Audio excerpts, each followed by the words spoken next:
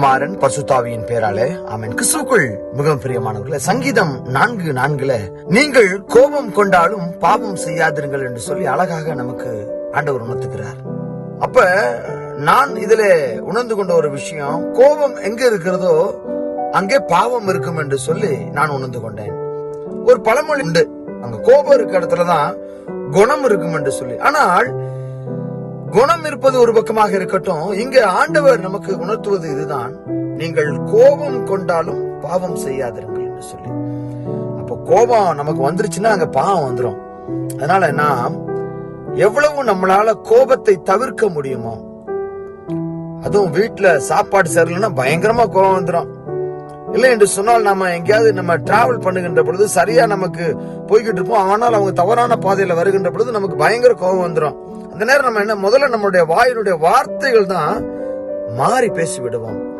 ஒரு சில பேருக்கு தவறான வார்த்தைகள் வந்து விடும், ஒரு சில பேருக்கு கெட்ட வார்த்தைகள் வாயிலிருந்து புறப்பட்டு விடும், அவர்களை சபித்து விடுவார்கள். சில பேர் அதிகமா கையை ஓங்கி அடிச்சிருவாங்க, சில பேர் என்ன செஞ்சிருவாங்க, அவங்களை மிகவும் காயப்படுத்தி விடுவார்கள். சோ இதெல்லாம் கோபத்தினால வரக்கூடிய பாவங்களாக இருக்கிறது. நான் சொன்னது ஒரு சின்ன விஷயமா தான் இருக்கும்.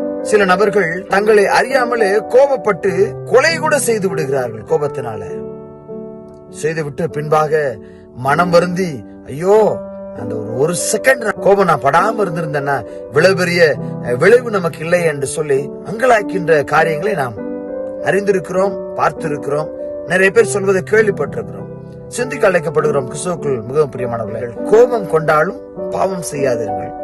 எனக்கு கோபம் வருகிறது, அந்த கோபத்துல நான் பாவம் செய்து விடாதபடி என்னுடைய சிந்தனைகளை அதை நான் சீர்படுத்தி அதை செம்மைப்படுத்துகின்ற வேளையில நான் பாவம் செய்யாமல் நான் என்ன செய்வேன், அந்த கோபத்தை வெல்லக்கூடிய அந்த ஞானத்தை தேவன் தருகிறார். நான் கோபப்படுகின்ற பொழுது அதை எவ்வாறு அந்த கோபத்தை நான் ஹேண்டில் பண்ணணும் அப்படிங்கிற ஞானத்தை தேவன் நமக்கு தருகிறார்.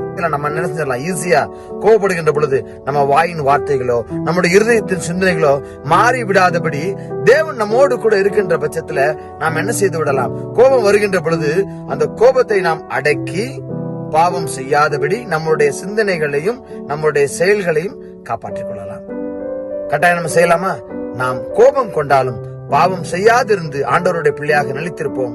கர்த்தர் தாமே நம் அனைவரையும் ஆசீர்வதிப்பாராக. ஆமென். God bless you.